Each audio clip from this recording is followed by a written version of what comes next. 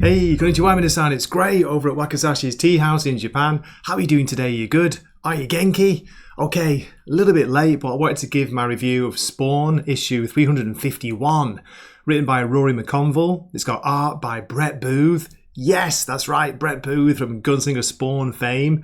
He did the last issue, he did most of the last issue, and then he's doing all of this issue, and it is awesome. In my opinion, it's worth picking up just for the art in this, but behind the art, there is a very good story too. And what's it all about? We continue with the aftermath after Who stepped up and took the throne last issue.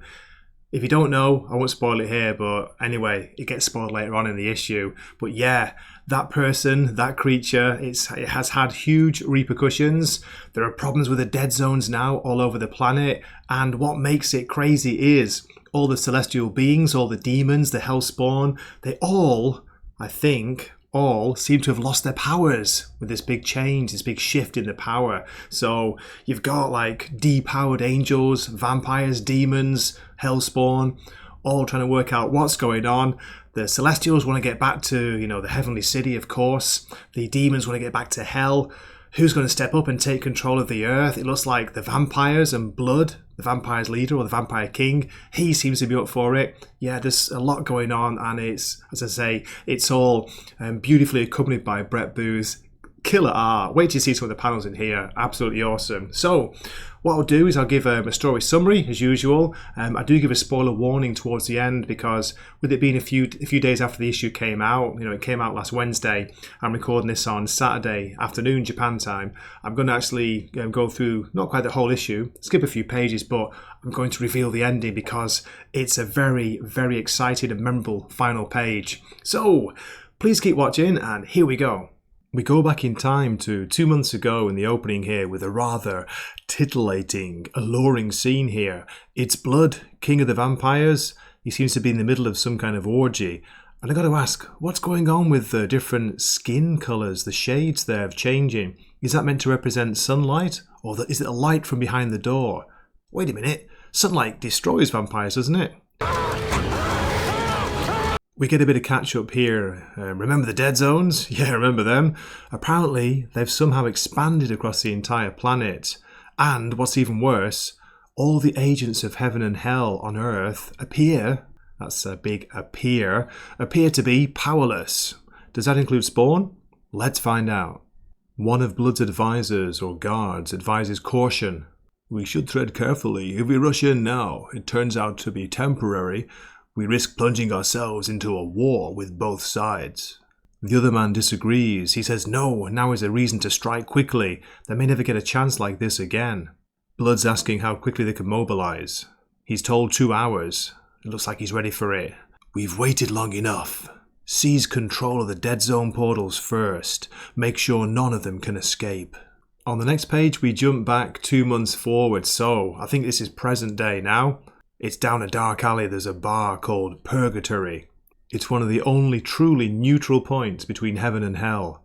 Then on the next page you get this glorious image of Spawn by Brett Booth. Come on, been waiting to see him draw the original, the classic Al Simmons Spawn. Just look at the detail.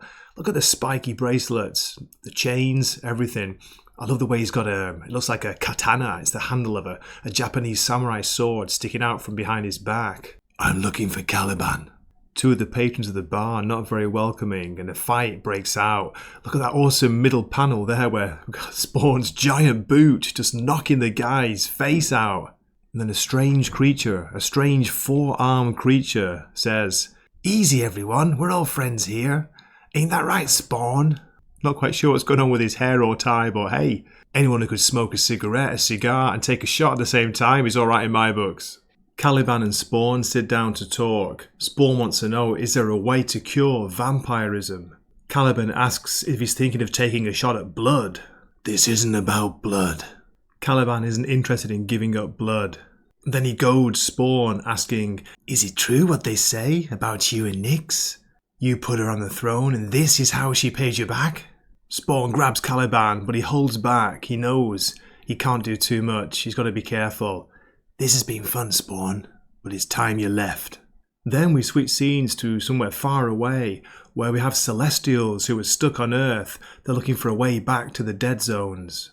any way they can get back to the Celestial Kingdom. One of them has made a deal with the guard who's guarding the dead zone, well, this particular dead zone, and basically they look the other way as they make their way inside. But will there be somebody or something else waiting for them there? No! Then we get this shocking scene where we see some of the Celestials taken out by something unclear, something with sharp, clawed hands. Elijah has given them away. It appears this thing, this beast, this hellspawn, whatever it is, has got his family. Next we switch scenes again, and there are two of Blood's vampires, Blood's minions, who have tracked down Spawn to an abandoned warehouse. Love what they're wearing. Look at that awesome green jacket on one of them. Look closely, can you see Spawn waiting? The bottom panel, it's great, just in silhouette. He looks like a ninja. Then we see him come launching out of the darkness, swinging his sword. He slices off one of the wings of the green jacketed vampire. And the other one doesn't fare much better as Spawn slices off its head. Jesus! Spawn pins the bald vampire with his katana and demands to know, how do I cure vampirism? Just then something huge bursts through the door or the wall or something. About time you got here, Alec! This thing's obviously a vampire, you can tell by its ears and its pasty white skin, a bit like mine. They start to fight. It seems to have the upper hand on Spawn. It knocks him flat. He's got a hold of his head. He's going to crush him. Okay, spoiler warning here. If you don't want to see the reveal on the last page, please stop now. We get this awesome looking character appear, and now please let me know in the comments. I'm not that clued up on Spawn lore, even though I've been reading it for a couple of years. I don't know who this is, but I really like the character design. She looks awesome. She tells Spawn, or the huge vampire, that she's got bad news for one of them, maybe all of them. And this is where the issue ends. Well, there we go. What an ending, eh? What an ending. As I say, please let me know in the comments if you know who that character is. Okay. Love this issue. Here's my favourite of the three covers. This variant cover by Todd McFarlane and Brett Booth. Look at that. Gorgeous image. It's so cool. So cool.